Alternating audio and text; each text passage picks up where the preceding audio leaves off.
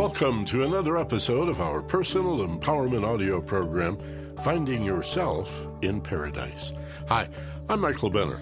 And I'm Steve Snyder. In our previous shows, we spoke about healing the physical pain and healing problem solving, healing the intellectual pain.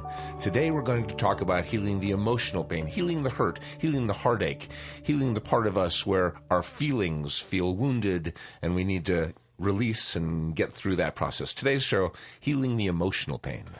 When I first met you, Steve, it was the late 1970s, and as I recall, by 1980 or 81, I was speaking regularly at your Live and Learn Center in Los Angeles. And I did for a long time a single presentation that I called Integrated Thinking. And I remember talking about it with a friend who looked sort of dejected when I said integrated thinking, and he went, oh, sort of a disappointed, oh, I thought it'd be integrated feelings. And boy, it hit me like a ton of bricks that I had just in my human potential and personal development presentations pretty much sidestepped this whole field of emotional feelings because, I don't know, I guess it always struck me as rather arcane. I didn't really know what to do with it. I understood the power of suggestion and the benefits of what we call paradise or narrow awake, going to that alpha brainwave level. But the mystery of what is this talk therapy about? What is mental health? What do these psychotherapists really do? And I dove into it, and I found the magic, because there are medicines and pills and powders that psychiatrists will use, but talk therapy is based simply on understanding. And a lot of people just poo-poo it, and they say, well, what good is just talking about it?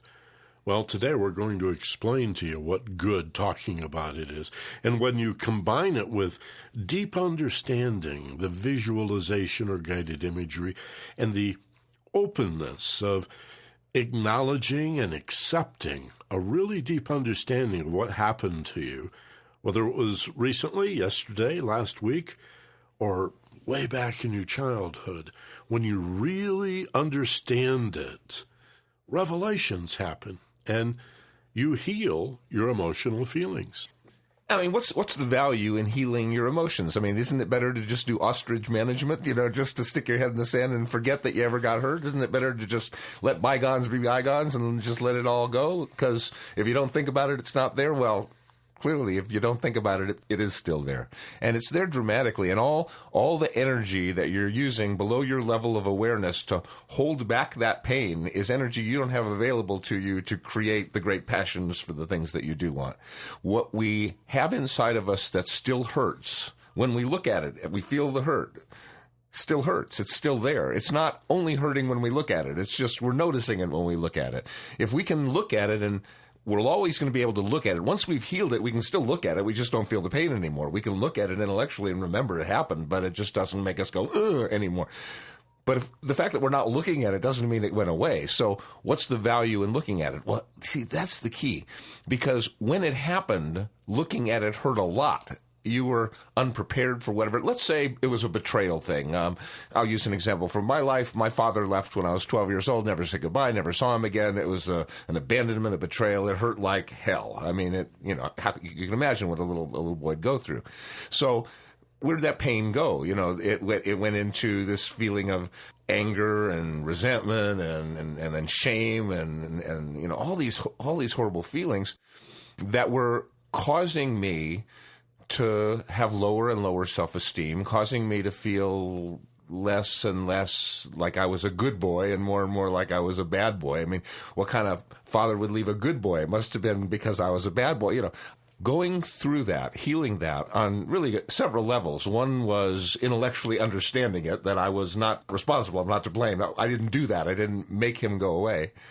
And then also, which was so powerful for me, going through a pretty extended process of what was called Reichian therapy, where I actually got the physical anger that I had at him out. The methodology I used was guided through was with a tennis racket and a pillow, basically, and take the tennis racket and smack that pillow, and it was cathartic. I mean, that's, the concept. It's like I'm addressing the pain. I'm feeling the pain. Now, how do I have the courage to feel that pain? Well, the answer is I'm bringing this adult me with me to deal with the childhood pain. It's like I didn't have enough in me at 12 years old to deal with that kind of pain. But now that I was 30 or 40 or whatever I was, I had that 30 or 40-year-old and its experience and wisdom to bring with me.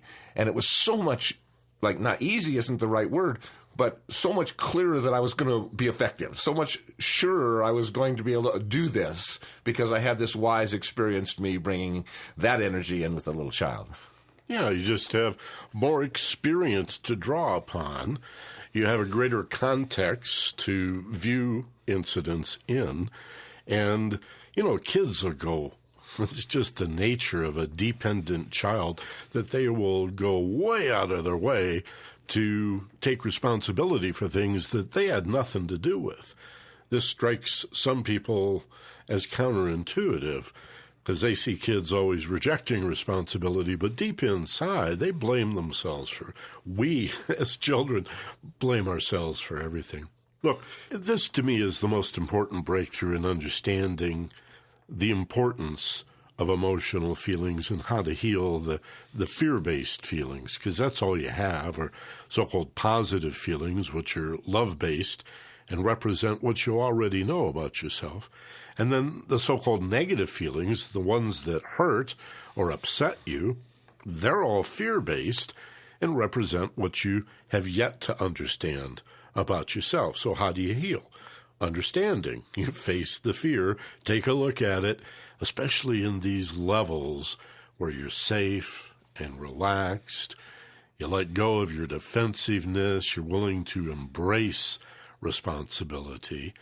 And the light bulbs come on. You get this flow of love and light, this insight, this understanding, this aha. No wonder I felt that way. Gosh, anybody would have felt that way in this situation. And then the brain can turn off the pain. It says you don't need this symptom anymore. You see, emotional pain is just like physical pain. It's a warning. It's a symptom. It's like the gauges and lights on the dashboard of your car. You may not want them to go off, but they're valuable indications that something is either gone wrong or is about to go wrong. And you got to feel it to heal it. Often they say in the field, the only way out is through. You can't sidestep or ignore. If you repress rather than express, well, as Steve said, it's still in there and it's festering. And just like ignoring some physical pain is not really in your interest at all. Why carry all of that pain, all that heartache, and all of that hurt when you could follow it? You see, and learn the liberating lesson that it is a symptom of. We're very well designed, you see. This is not something to be avoided. When you get emotional pain, just like physical pain, turn, pay attention to it, take a look at it. It's really trying to help you out. And what physiologically happens is when you remember something that was painful, something that hurt you, whether it was really hurtful or you just interpreted it that way, it's still, you experience the hurt from it, then that codes itself in your body. You feel that, and it causes your body to breathe shallower and to tighten its musculature.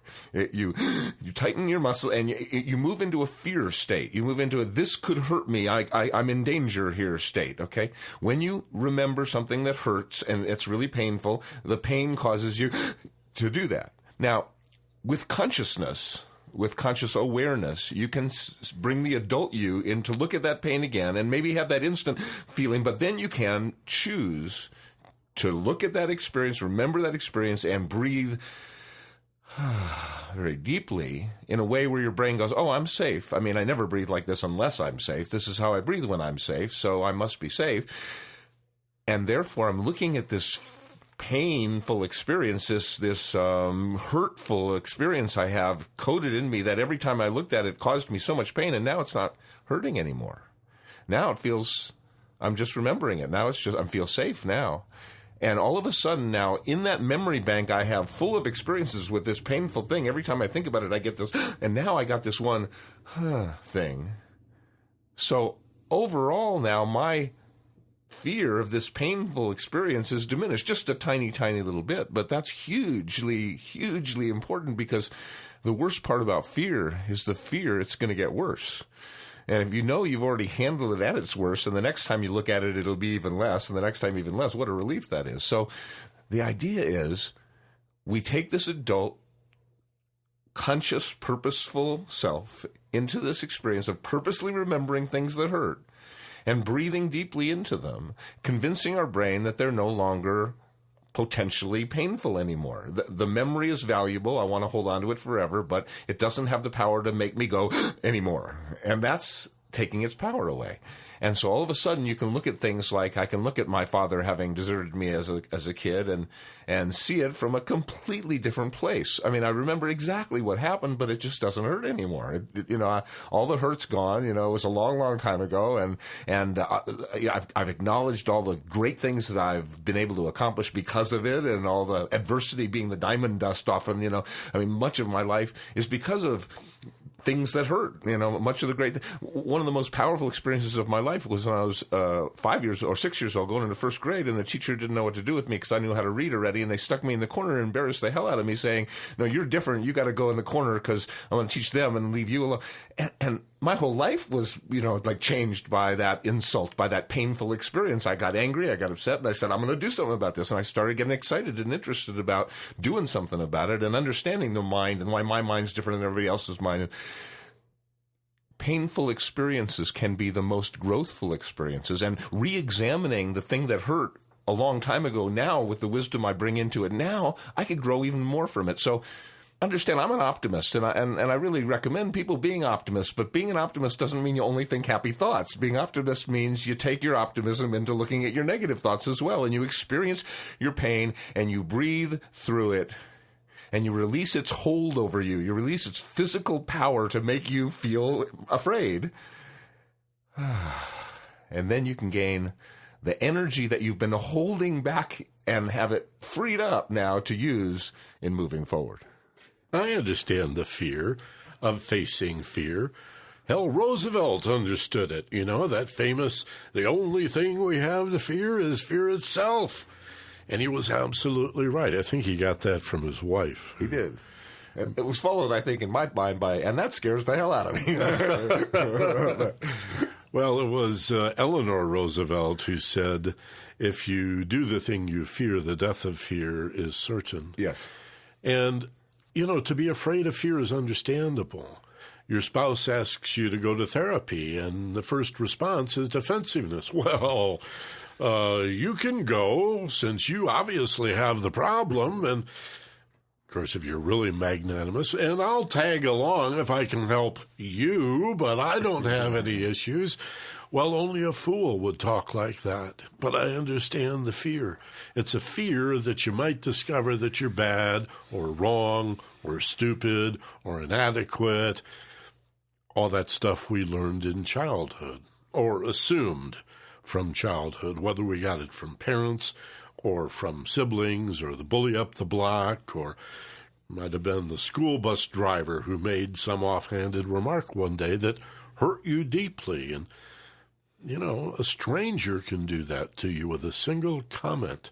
It just sets into action all of these forces of confusion that frighten you because you think, well, maybe there's a reason that I feel this hurt. Maybe I really am bad or wrong.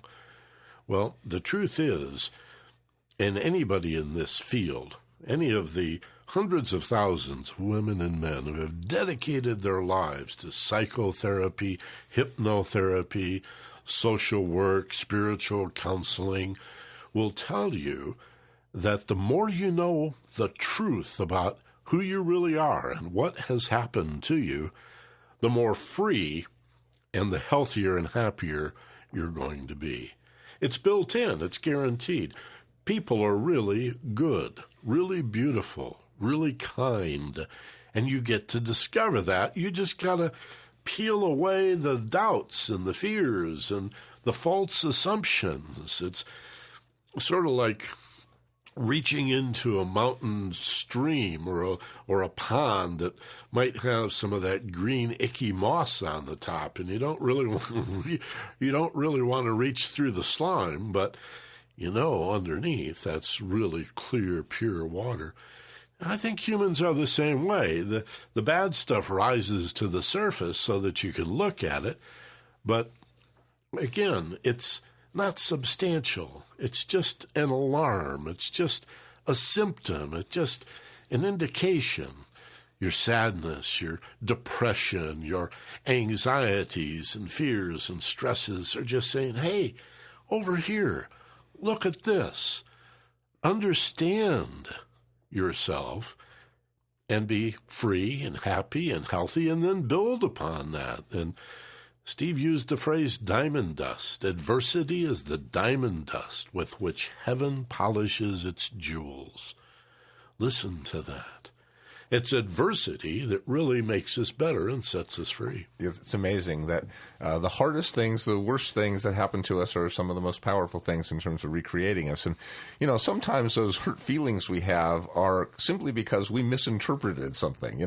Frequently we get hurt by thinking somebody meant something other than they meant. Now, I remember a wonderful story this woman told me, a public speaker like myself, and this was one of her first talks in front of a whole large group of people, and so she was up there and she was talking about, I think, emotional intelligence or self-love, that sort of thing. And she's on, she feels like she's really in her game. And the audience, she's looking out at the audience, and they're all like really rapt and, staring and really and smiling. And then she's looking, and then there's this one guy like in the third row that is like got his arms crossed. He's scowling and he's like staring daggers at her. And her mind goes, oh my God. And so she keeps on with her talk, but every time she glances back, she sees this guy just sitting like, and she hasn't won him over at all. And he's like really, and she's thinking like, oh man, I'm blowing it. I'm really like, I'm messing up. This is my first great opportunity. And everybody else, but this one guy, and so at the end of the talk, she did her best, but at the end of the talk, this guy like jumps out of his chair and is like almost running up toward her, and she's going, oh my God, he's going to ream me. And he says, young lady, that's the greatest speech I've ever heard. My wife just yelled at me this morning and asked me for a divorce. I was in the worst mood I've ever been in my life, and that was the best advice I've ever heard. Thank you so much. And he walked away. And she's going, oh my God. Like oh my God. Like I just took like what was exactly the opposite, and I made it into a terrible experience, and I should have been like the greatest experience of my life. I cheated myself of one of the greatest experiences of my life because I misinterpreted that data.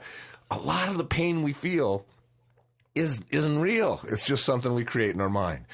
But how do you know what hurts? Well, that's so easy. All you have to do is close your eyes and ask yourself, what hurts? It's so easy.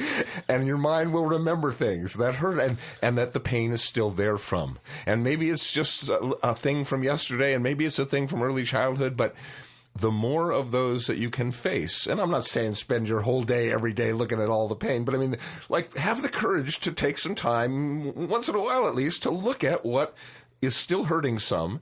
And the idea isn't like to wipe it out of your memory bank. You're always going to remember it. The idea is to make it less painful than it was before. That's all. Just free up some of your energy. Look at it, feel it, breathe deeply, feel safe around it. It doesn't hurt you. It has no power to do anything bad to you anymore. Release some of it, and then free up all that energy, and you'll find yourself being more passionate. You'll find yourself being more excited. You'll find yourself being more thrilled about things. You'll have more of this aliveness to you, more of this joy available to you that's not tied up in all this old stuff that's literally in your cellular memory. It's in there. Free it up. Let it go. That doesn't mean let go of the memory of it. It means let go of its stranglehold over you to cause you to still feel pain even though it was so long ago. Face it and release it.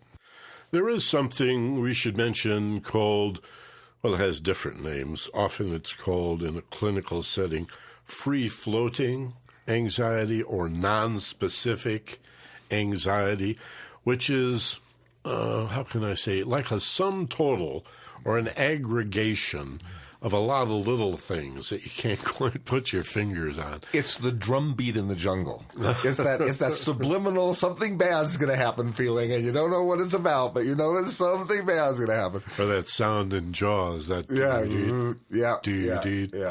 Dude, I know somebody that couldn't take baths after seeing Jaws. And yeah, all that stuff adds up. It's just this little irritation and a handful of frustration over here.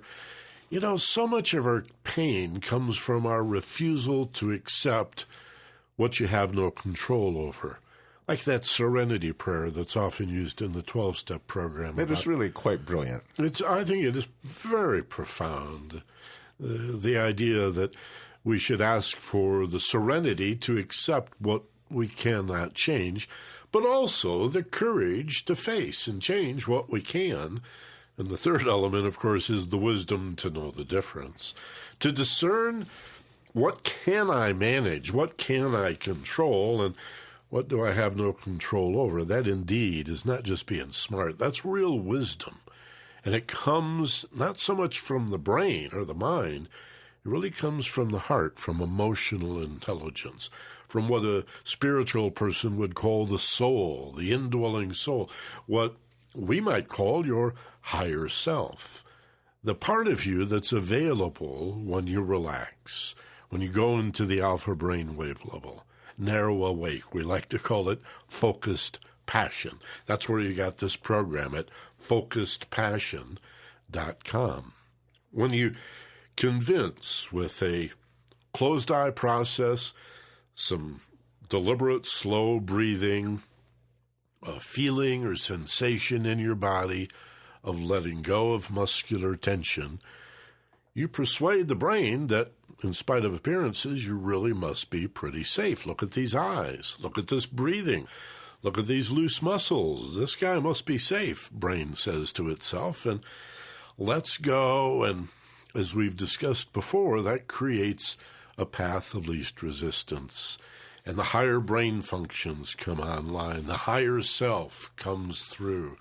The love and the light that spiritually oriented people talk about flows in with less resistance. And now, I see. No wonder I felt that way. And all of a sudden, you turn and look at the pain, the hurt, the upset, the fear, whatever it was that was disturbing you, and it's gone. It's vaporized. If later it comes back, maybe diminished, but it still returns, it just means there's more gifts for you in it. You didn't harvest all of the abundance of what was available to you.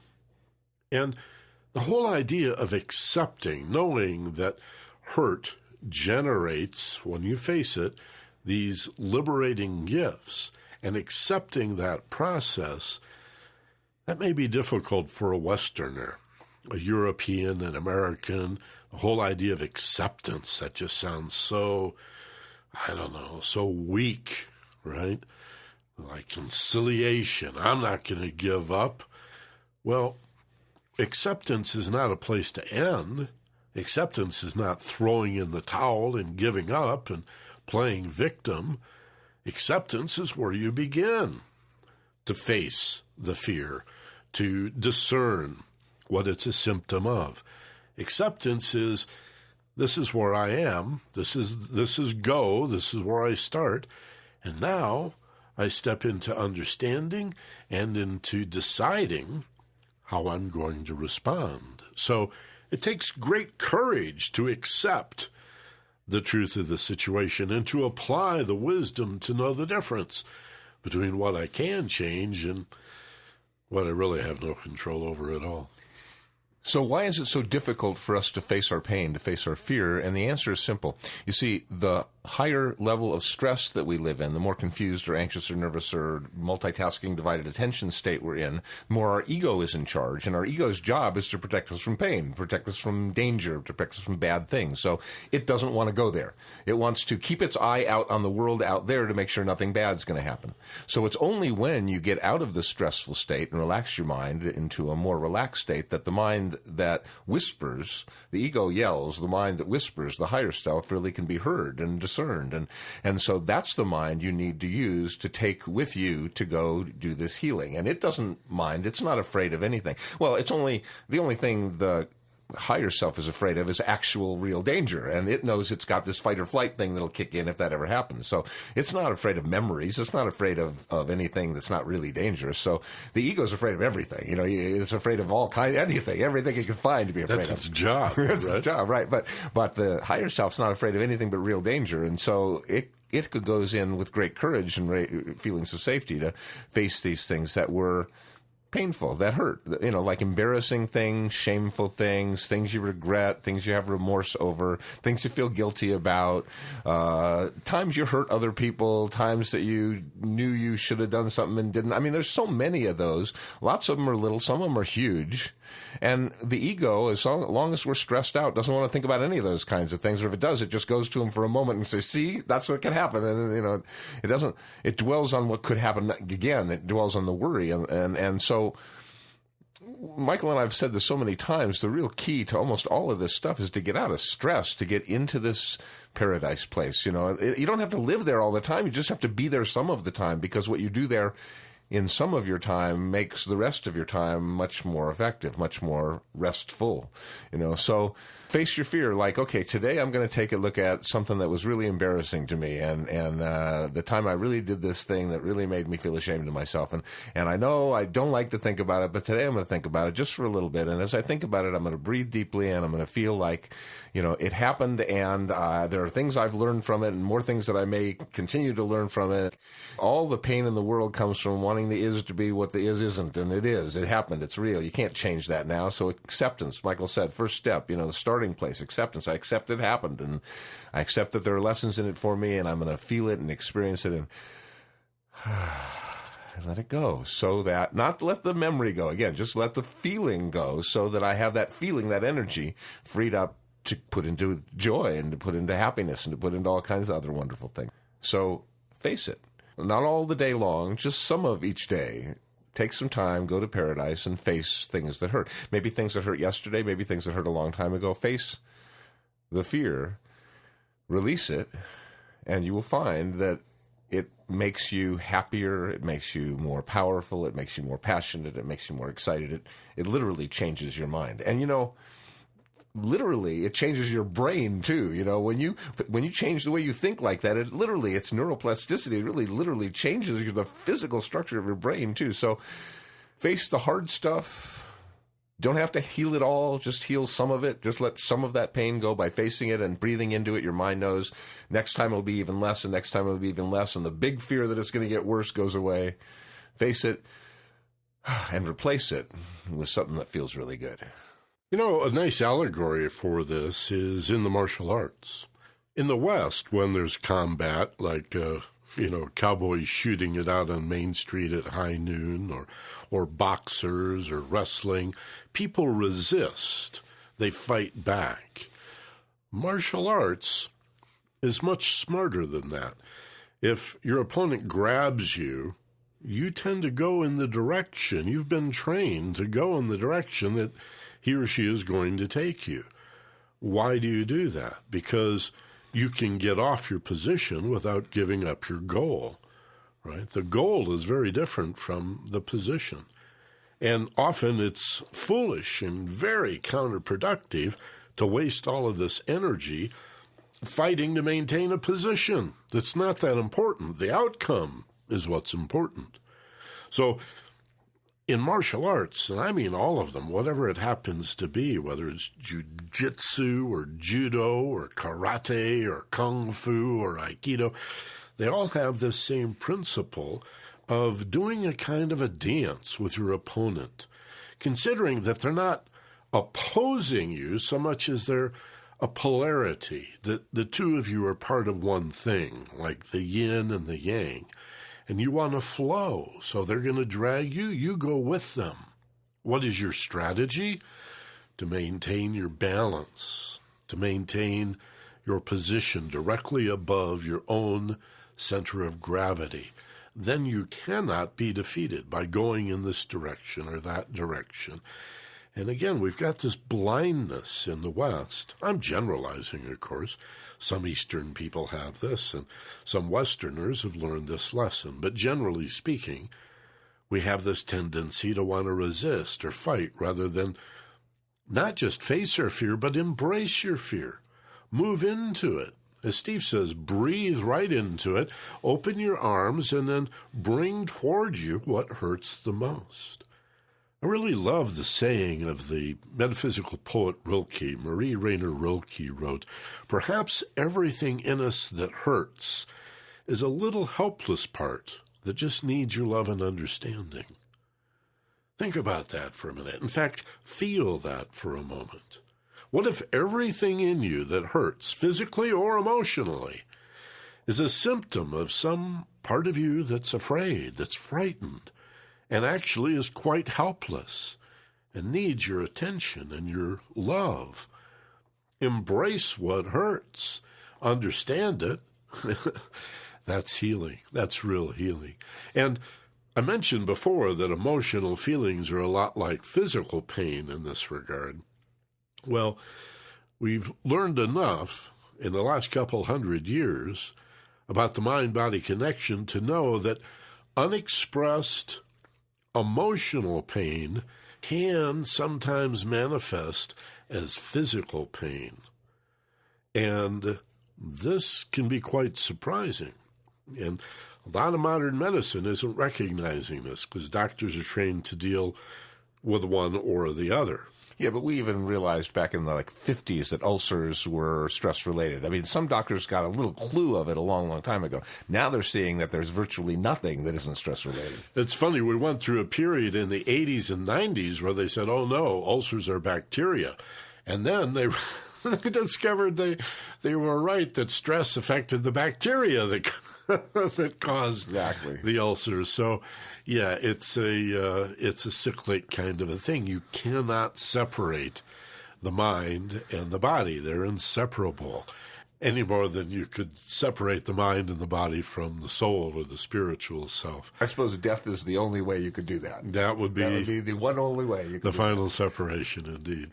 So let's do an audio journey. We'll go to the alpha brainwave level, go to paradise to find the higher self that is willing to embrace what hurts and to breathe into it and to face it and understand it and then experience the freedom, the peace, the liberation, really.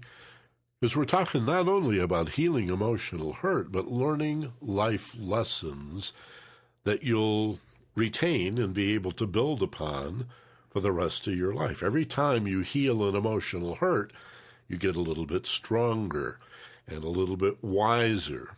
And this is personal growth. That's what it's about. It's not just all let's set goals and attain them. That's a big part of it, but let's fix what's not working along the way. That's a very important part of this. And, it's not like going to paradise and see if we can find the higher self. We go to paradise and there it is. It's that quiet little voice. And for you skeptics, it's the voice that's now saying, what quiet little voice? I don't have a quiet little voice. That's the quiet little voice. So there is a part of you that you're regularly in touch with that knows better, that just is the part that you say, well, I should have known better. Well, you did know better. There is that part. The ego's so scared it's so loud, but when we go to paradise, that voice of the higher self takes over. It just emerges. So it always starts with making your brain feel safe by taking a deep, deep breath. Take a really, really deep breath. Fill the lungs all the way. Hold at the peak. And as you release, let your muscle tension let go. Let your anxiety let go. Let your confusion let go. And let relaxation, calmness, and focus all flow. Relaxation, calmness, focus. Feeling safe in this place of paradise. Take another nice, slow, deep breath. Filling your lungs with strength and power, and as you begin to exhale just as slowly, let go even more, go even deeper, and become more relaxed. And in your mind's eye, with your ability to imagine, think of yourself in a very safe and beautiful place, like in nature. Could be a beautiful wilderness place, like an enchanted forest or a sunny, warm meadow, or maybe a beautiful garden that has been cultivated with great care. And as you sit there upon the earth in this beautiful place, you hear birds singing. Allow our voices to guide you, but you can still hear birds singing. The feeling you're making it up is exactly right. You can hear the wind in the trees and smell the fragrances of nature. And feel the serenity and the tranquility, as if peace and beauty is moving into you, into every little nook and cranny of your being. Every little corner is filled with peace and harmony. And once here, in this paradise,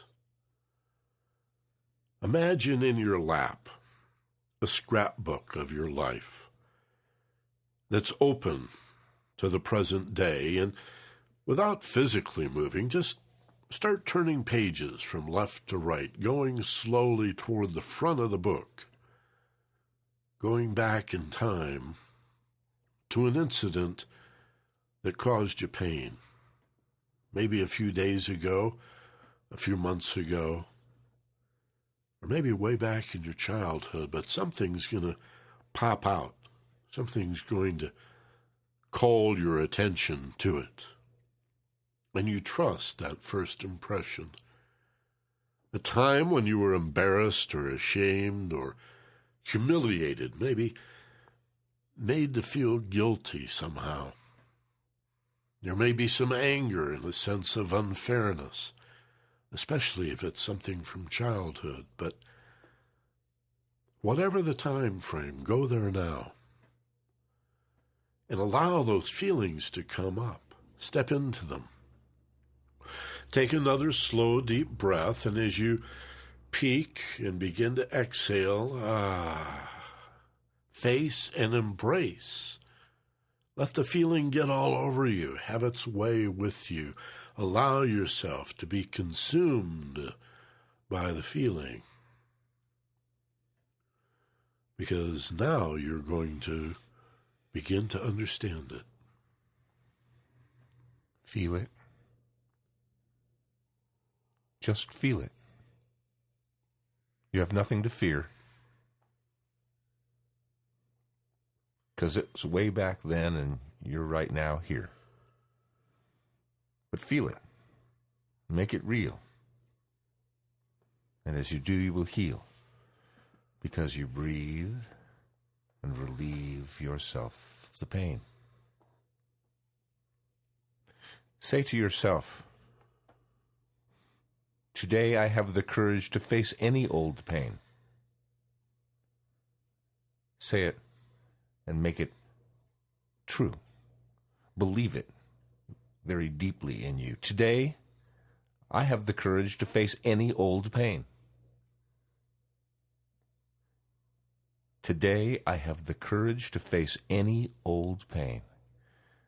And know, as I do, I have so much to gain. Face any old pain. There's so much to gain. So today, I have the courage to face any old pain. And each time I do, I know there's so much to gain. I breathe and relieve the pain and the fear. Because it's way back then, and I'm right now here. It's way back then. I'm right now here. Today I have the courage to face any old pain, and as I do, I know there's so much to gain. I breathe, I relieve, I let my mind be clear of all the old pain and all the old fear. I let my mind finally be clear of all the old pain and all the old fear. Imagine understanding as a warm, loving feeling and a flow of light, like a liquid, love and light as if it were a liquid, like water that's rinsing you and cleansing you, like a blast or a spray inside that rinses away the last of any hurt, washes away any toxins or poisons that may have festered, washing them all down the drain, leaving you all clean and sparkly and shiny, healed, and feeling really free and wonderful inside. Brand new. And think of it having been washed away, and know that's not yours, it's gone. It was a bunch of false assumptions and lies and half-truths and misunderstandings that no longer have any relevance in your life whatsoever. And so you imagine yourself standing and walking away, feeling really good, all clean and new and healed and strong and liberated, and you jump in the basket of a hot air balloon as I count now slowly to 5. Take this time to come back. As I count 1, cast off the tether and drop a sandbag or 2 and feel the new you floating up gently. 2, drifting freely up, gently higher. 3, above the treetops you float. Coming up toward the waking state now. 4, feeling even better, more free, more liberated, healed and whole. And 5 is eyes open, wide awake, feeling fine, refreshed, back in the room, feeling better than before. You know what I've always found really ironic is that we can spend so much of our time like feeling pain of stuff that hasn't happened yet. It's so easy to go to like worry, and it's so hard to go back and feel the pain of the stuff that actually did happen. Now that seems so strange and counterintuitive. And as we know, as we imagine the pain that hasn't happened yet, we feel pain and we add to our pain. But when we feel the pain that already happened, we release our pain and have less pain. But the key is that if we live in a stressful world, then ego gets to run the show. And if we live in a much less stressful world, and I mean world inside, not world outside. The world outside is what the world outside is. It's wanting the is to be other than the is that causes all the pain. You know, acceptance starts with it is. And then it goes to, okay, how can I perceive it? How can I look at it differently? How can I have a better attitude or be in a better mood with it? And then, of course, the ultimate responsibility you always have, what can I do? What can I do with it? What can I actually respond to it? How can I change things and make it different? What can I actually physically do? So there's where the power is, how you perceive what happens and what you do with what happens. And healing the hurt is often a matter of just using the powers of perception and the powers of response. Thanks for listening. Thanks for being a subscriber to the Finding Yourself in Paradise series of personal empowerment programs. Tell your friends about it. In fact, send one to a friend. Log into your account page at focusedpassion.com, and you'll see the gadget right below the built-in player. No charge whatsoever to send any one of these programs or more to as many people as you think would really benefit from them and enjoy this really liberating information. Every once in a while, people actually realize that life has got to be about more than producing and consuming and earning and spending and accumulating stuff that you can't really take with you. There's a really great movie from the late 30s with Lionel Barrymore called You Can't Take It With You. Jimmy Stewart's in it. It's a Frank Capra film, and if you haven't seen it, my God, it's every bit as good as that Christmas classic, It's a Wonderful Life. Again, it's called You Can't Take It With You, and it's true. So what can you take with you?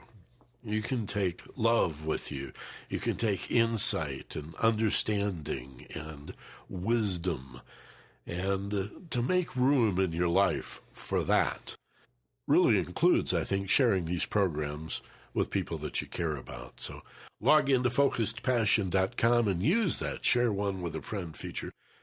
I heard a wonderful little story, a little parable on the drive over here this morning, part of a TED Talk, actually, and it was sort of just made me feel happy. It's an old Jewish fable or story of the creation, and the idea was that that there was all this light, which was, let there be light. There was all this light, and it's God, and it just broke itself into a million infinite number of pieces, and there's a little piece of that light inside everything. And our job on the planet is to find that light, feel that light, and point it out to others. So that light is the healing, is the love, is the joy, and it's inside of everything. Find it, point it out to others. Yeah, we're units of consciousness. That's a part of the whole. In form, we're certainly unique, not only diverse, but authentically unique. That's the self you find in paradise, but we're also interconnected. We see that in the ecology. So that's a beautiful story. As always, be gentle, love life, and take care of each other. For Steve Snyder, this is Michael Benner. Aloha from Maui.